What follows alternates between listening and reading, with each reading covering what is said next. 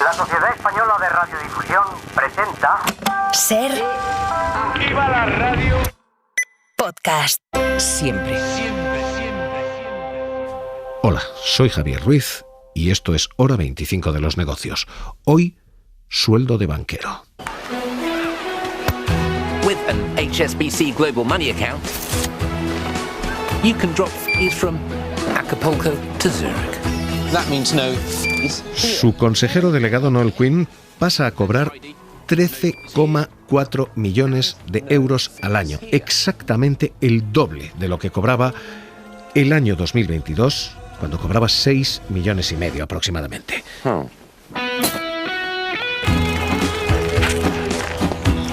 fees here. Son 169 veces lo que gana un empleado medio de esa entidad. El año pasado eran 95 veces la diferencia, este año son 169.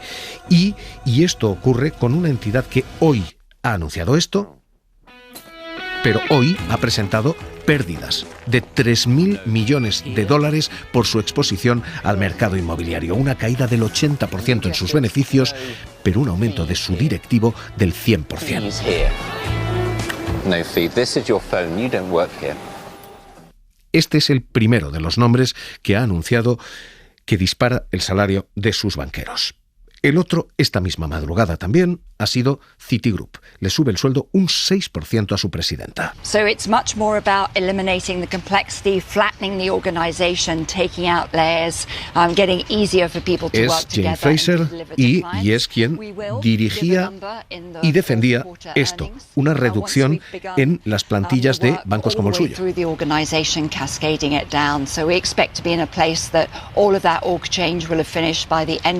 Esta madrugada, Citigroup le ha subido el sueldo un 6% más. Este año va a ganar 26 millones de dólares, o lo que es lo mismo, 2.200.000 euros al mes.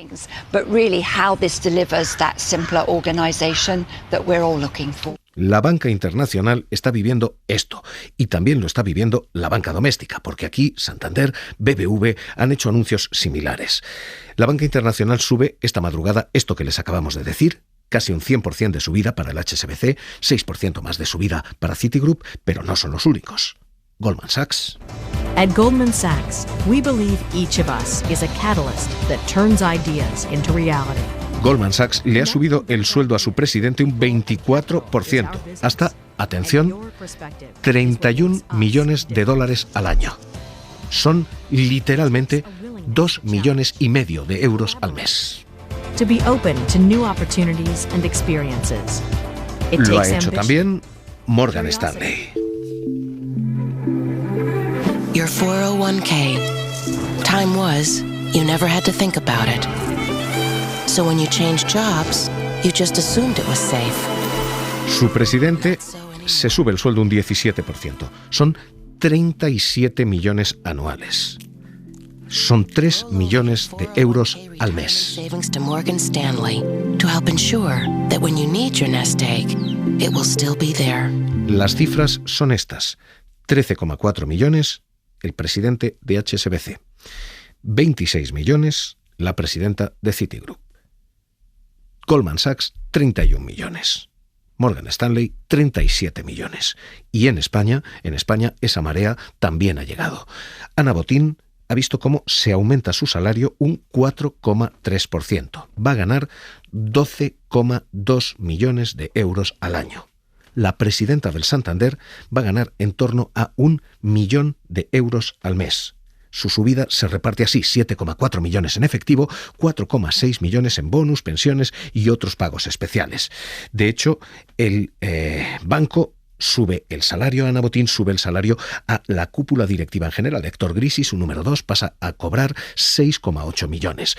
Y esta composición, la de una parte en efectivo y otra parte en diferido, es la que la banca justifica. La banca dice: lo que realmente se cobra es solo el efectivo. Lo demás se contabiliza una vez y otra vez, dice Botín. Y sería bueno para para todos el que hubiera más flexibilidad en el fijo variable. Pero comparado con el pasado, como bien dices, la regulación que tenemos hoy, incluyendo supervisión de todos aquellos que tienen una remuneración por encima de X, las reglas de cómo se pagan los variables, está diferido, las cifras de compensación a nivel, digamos, alto, en las cifras más altas, de esas cifras que veis, 60%, 70% en algunos países es diferido. Una parte de eso está sujeto a métricas a largo plazo, es decir, que aunque en teoría lo cobras, muchas veces no lo cobras. Una parte importante es en acciones, depende del precio de la acción. Entonces, hoy por hoy, las normas son, y esas yo no creo que debamos cambiarlas, está muy bien, porque está bien que tengamos más alineación con los accionistas en cuanto a cobrar en acciones, diferidos, etcétera, pero la relación fijo-variable creo que es un constraint, digamos, en español, una limitación, una camisa de fuerza, bueno, digamos limitación más, ¿no? Una limitación que no es beneficiosa para nadie. Desde luego, no parece que haya mucha limitación ni muchas camisas de fuerza en los salarios que estamos viendo. Pero sí es verdad que las autoridades, incluso la Autoridad Bancaria Europea, han llamado la atención a la banca, diciéndole: paguen ustedes lo que pagan, paguen ustedes en efectivo, paguen ustedes lo que quieran, pero uno, controlen el salario de sus cúpulas. Este ha sido un llamamiento de la EBA a España y a los bancos españoles. Y dos, controlen ustedes la fórmula en la que lo pagan. Este era básicamente el argumento de José Manuel Campa, de la Autoridad Bancaria Europea, que dice: no hay que cambiar la regulación, lo que hay es que cambiar la aplicación. Nos parece que eso es un tema de gobierno interno y del mercado, digamos, del mercado laboral de ejecutivos, que determinará un poco ese precio. Fijación de precios o poner topes de precios no es en general una medida de política económica natural, por lo menos por un economista, pero sí somos grandes creyentes en la forma de la estructura de esa. Jordi Fábrega, ¿qué tal? Muy buenas noches. Hola, buenas noches. Hagamos repaso, porque lo que hoy estamos contando no es solamente el sueldo de los banqueros internacionales. Aquí en España, los bancos que han reportado beneficios, todos ellos han aumentado y considerablemente los salarios de sus presidentes y consejeros delegados. Tanto los presidentes como consejeros delegados han ganado más en 2023. Ponías de ejemplo el caso de la presidenta del Santander, Ana Botín, que es la que más ganó, 12.240.000 euros el año pasado, es un 4% más que el año anterior. Esto se reparte en un pago fijo de 3,5 millones de euros. El resto se paga en acciones o en aportaciones a planes de pensiones y también está vinculado a la consecución de algunos objetivos para el banco. Botín ganó el año pasado un 23% más que en 2019. Su número 2, Héctor Grisi, que se estrenó en el cargo en 2023, ganó prácticamente 7 millones de euros. Hay que decir que el sueldo de Botín multiplica por 210 lo que gana de media un empleado del banco, que son 58.000 euros. En el caso de BBVA, que también ha informado de los sueldos de sus máximos directivos, estos subieron poco, pero subieron. 7.640.000 euros se llevó el presidente Carlos Torres, es un 0,8% más. 6.700.000 euros es lo que ganó el consejero delegado Nurgens. Con respecto a hace 4 años, han ganado un 52 y un 34% más. En el caso de este banco, el sueldo medio de un empleado es de 43.000 euros, así que es 177 veces más bajo que el de su presidente.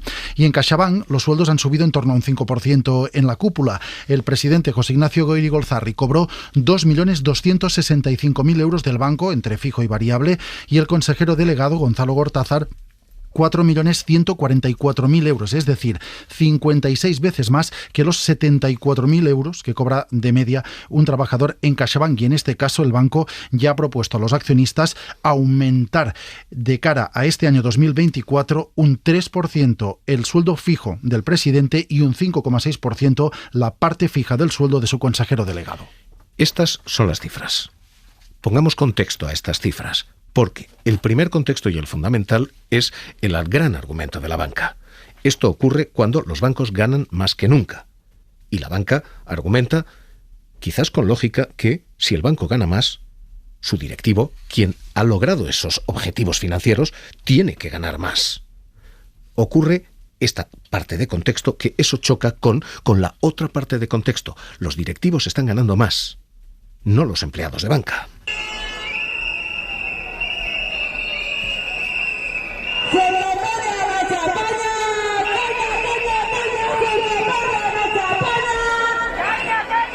que están convocando manifestaciones, que están convocando huelgas y que están pidiendo a las entidades que esos beneficios extraordinarios no se queden en los despachos de arriba, en las plantas nobles, sino que lleguen abajo a las urbanas, a las sucursales, a las prácticamente menguantes plantillas, porque cada vez hay menos personal. Y este es el otro ángulo del contexto, el de plantillas que dicen esto no llega a las plantillas. Y de hecho hoy han salido a manifestarse en 3 ciudades, en Valencia, en Barcelona y en Sevilla, y anuncian nuevas movilizaciones para reclamar a las patronales bancarias, tanto la Asociación Española de la Banca, la AEB, como a la CECA, que repartan estos beneficios multimillonarios de las entidades. Las patronales proponen subidas salariales de entre el 7 y el 8% en los próximos 3 años en acumulado.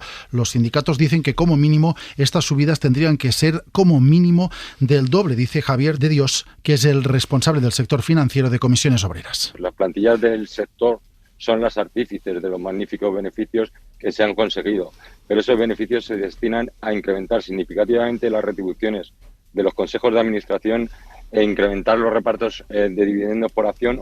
Es el momento de un reparto de un dividendo social en forma de incremento salarial fuerte. Subidas salariales de entre el 7 y el 8% están lejanos de las pretensiones sindicales de una recuperación salarial fuerte de en torno a un 17% en 3 años. La movilización continuará el próximo lunes con paros de 2 horas y podría culminar en una huelga de 24 horas a finales del mes de marzo. Las cifras escandalizan. El contexto permite nutrir argumentos a un lado y al otro, pero todo esto abre como mínimo 3 preguntas y un infinito abanico regulatorio. La primera cuestión es si estos salarios son justos, porque esta vez estas subidas llegan con la mejora de los bancos, y eso es lo que están diciendo los bancos. Oiga, pagamos más a los nuestros porque han sido ellos los que han dictado las políticas, nos gusten o no, de cobrar más por las hipotecas, de no pagar más por el ahorro. Son direcciones que dictan normas, obtienen beneficios y, por tanto, dice la banca, esos beneficios han de recompensarles. Y esos el beneficio neto del grupo, 1.332 millones, han sido récord absoluto histórico, un 55% más que el año pasado. Hemos hecho unos beneficios récords, hemos hecho estos números de la manera correcta, creciendo en clientes. La segunda cuestión es si son equitativas, porque efectivamente cada día se separan más de lo que cobran las plantillas. Los bancos están subiendo sueldos a sus directivos mientras están reduciendo plantillas y mientras la diferencia entre lo que cobran ellos y los que cobran sus empleados se va agrandando. Hemos visto esas cifras y esos múltiplos de hasta 200 veces lo que cobra un empleado medio, cuando hace apenas 4 o 5 años eso era un 95 en múltiplo. Ahora mismo se sigue agrandando esa brecha. Luego, la primera pregunta es si estos son salarios justos. La segunda es si estos son salarios equitativos. Y sobre todo, estos son los mismos bancos que recomiendan a toda la población una cierta contención salarial. Lo han hecho ellos, lo ha hecho el propio gobernador del Banco de España. Si cada uno de los agentes económicos trata de eludir la pérdida de renta real que supone esta perturbación, este incremento de los precios energéticos, lo que va a provocar es una espiral inflacionista que va a generar todavía efectos reales más negativos. Con el argumento de que si se suben tanto los salarios, los de la gente, esto puede subir los precios. Si los empresarios trasladan completamente a través de los márgenes empresariales y los trabajadores pretenden una indiciación completa en relación con la inflación, se va a producir una espiral inflacionista, la economía española va a perder. Así que tenemos una primera cuestión y es si son justas estas nóminas de los banqueros. Segunda, si son equitativas. Hay una tercera y es si son convenientes. Y una cuarta, y esta es la clave. ¿Son reflejo del mérito o cuando la marea sube, cuando suben los tipos de interés, todos los bancos ganan, todos los bancos suben, y esto no es reflejo del mérito, sino de la coyuntura? ¿Esto paga el talento o esto paga las circunstancias? La banca ha defendido que son los directivos los que dictan esas políticas. Lo hacía, por ejemplo, en Urgens, BBVA. We understand the sensitivity, appreciate the sensitivity on this, and we respect all the opinions raised.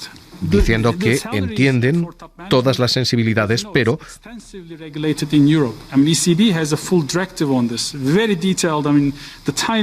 que esta es una cuestión regulada y que no hay ninguna irregularidad aquí. Compensation in banks, as you know, it's governed by the board and it is subject to approval by the shareholders.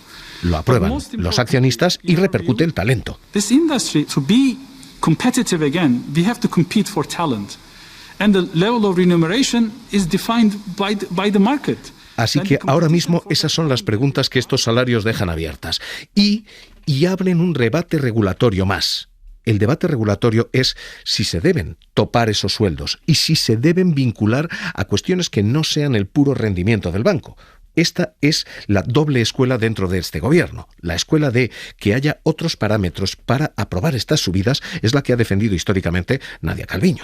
Creo que en este momento, en un sector, en un proceso de reconversión y de reestructuración como es el sector financiero, es preciso mantener una enorme responsabilidad desde el punto de vista de los salarios y, sobre todo, vincularlos no solo a los indicadores financieros estricto sensu, sino también a otros indicadores de funcionamiento de las distintas entidades, como puede ser la evolución del empleo o la calidad del servicio que se presta a los clientes. La otra escuela dentro del gobierno es la que representa Yolanda Díaz, que dice no busquemos más vinculaciones, busquemos topes. Establezcamos no un salario mínimo interprofesional, sino un salario máximo. Que muchas veces hablamos, ¿no?, de salarios mínimos y hablamos poco de salarios de grandes responsables, ¿no?, de entidades financieras. Es evidente, ¿no?, que hay cifras en las entidades financieras que son bastante llamativas.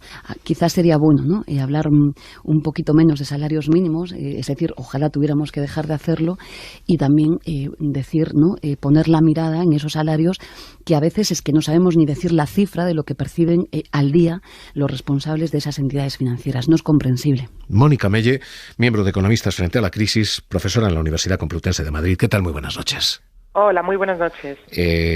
¿Son justos estos salarios? Empecemos por ahí. Los bancos han ganado más que nunca. ¿Es lógico que los banqueros ganen más que nunca? A ver, yo creo que las empresas y las entidades financieras deben retribuir en función del valor que se aporta. Y efectivamente, pues si han tenido pues más resultados, pues es lógico que puedan ganar más, pero la pregunta es, ¿el valor que se aporta por ese directivo representa más de 200 veces lo que aporta un trabajador de la plantilla? Y esa es la cuestión, porque eso es difícil de justificar y, por lo tanto, esa justicia ya pues se puede poner en tela de juicio. Es decir, mientras que los salarios de los empleados están creciendo por convenio en la banca, por ejemplo, este año que viene un 2,25% y el año siguiente en esos términos, y posteriormente lo que han pactado es un crecimiento de un 1,25% para el 26 y el 27, pues estamos viendo que el Consejo de Administración de los bancos están subiéndose el salario un 15%. Y efectivamente con salarios tan escandalosos como el de la propia Ana Patricia Botín de 12.200.000 euros, que francamente pues es una diferencia que efectivamente esta horquilla cada vez va más y que pues sería justo en la medida en la que representa efectivamente que ese directivo aporte ese valor a la entidad en esos términos, ¿no? En esa proporcionalidad que es difícil de explicar, porque por muy valioso que sea un directivo, y efectivamente hay que captar al talento, como se escuchaba, pero esas cifras son ya verdaderamente escandalosas y al final lo que representan es también una mayor desigualdad a efectos de efectivamente la económica y que puede perjudicar muchas políticas, ¿no? ¿Son reflejo del mérito o son reflejo de la coyuntura? ¿Esto es política de banca o esto es política monetaria que ha hecho que todos los bancos ganen más? Claro, efectivamente ahí encima incide efectivamente la política monetaria, la subida de tipos es lo que ha hecho que todos los bancos ganen más, porque aquí no hay resultado de buena o mala gestión, sino simplemente el hecho de trasladar de forma inmediata esa subida de tipos a los créditos, mayormente créditos hipotecarios, y sin embargo pues no retribuir de la misma manera a los depósitos, y eso ha generado un mayor margen de intermediación y por lo tanto unos mayores beneficios. Y por lo tanto no es ese reflejo, y lo que representa también son decisiones bastante discrecionales que van en función de su propio interés. O sea, realmente son los que se suben el sueldo, que son los que toman las decisiones y toman decisiones pues que no van en el interés general ni siquiera de la propia compañía, porque al final pues merman, por ejemplo, la capacidad de inversión, merman la capacidad de dedicar fondos a la formación del capital humano, incluso a veces asumen riesgos que lo hemos visto en la crisis financiera, pues en el sector inmobiliario, que luego nos llevan a crisis bancarias que han de ser rescatados con dinero público. Entonces toman decisiones que, pues tendrían justificación el tener algún tipo de, no sé si regulación o por lo menos mayor participación en la toma de esas decisiones de otros agentes de interés, incluidos los propios trabajadores, que pudieran moderar estas decisiones, a veces discrecionales, solamente buscando el propio interés de los directivos. El gobierno ha planteado dos escuelas. Los bancos dicen, oiga, esto está regulado y está regulado por la Autoridad Bancaria Europea, por la EBA. Pero el gobierno ha dicho, podemos fijar parámetros de rendimiento social o limitar y topar esto. ¿Es realista o esto es un brindis político al sol? Hombre, yo creo que se ha avanzado mucho, por ejemplo, en transparencia, que eso es muy positivo, porque estamos hablando de ello, porque antes pues no era tan transparente todo este tipo de remuneraciones y ahora ya son transparentes. También hay que avanzar en pactos que de alguna manera fijen la subida de estas rentas, tanto de directivos, remuneraciones de directivos como trabajadores, o sea, no solo de trabajadores y los beneficios empresariales, y establecer recomendaciones. Yo creo que también sería interesante, porque ya se habla de horquillas que pudieran ir pues en una proporción de 1 a 15 o incluso en grandes empresas de 1 a 25, pero realmente de 1 a 200 es una proporción desorbitada y por lo tanto sí podríamos ir por esa línea de recomendaciones.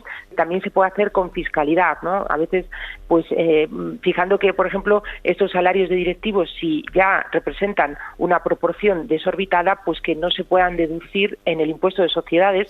De alguna manera, incentivos que hagan que las grandes empresas, sobre todo las financieras, pues no se fijen estos salarios que van en perjuicio también de la propia entidad y en perjuicio de la economía.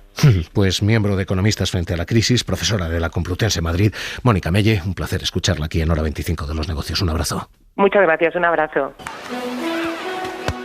With an HSBC Global Money Account. Las cifras son así de mareantes. En las últimas horas, HSBC sube el sueldo a su presidente 13 millones al año.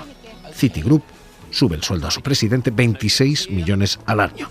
Santander, 12 millones al año. Goldman Sachs, 31 millones al año. Morgan Stanley, 37 millones al año. Hora 25 de los Negocios. Cerramos. No feed. This is your phone. You don't work here. Para no perderte ningún episodio, síguenos en la aplicación o la web de la SER, Podium Podcast o tu plataforma de audio favorita.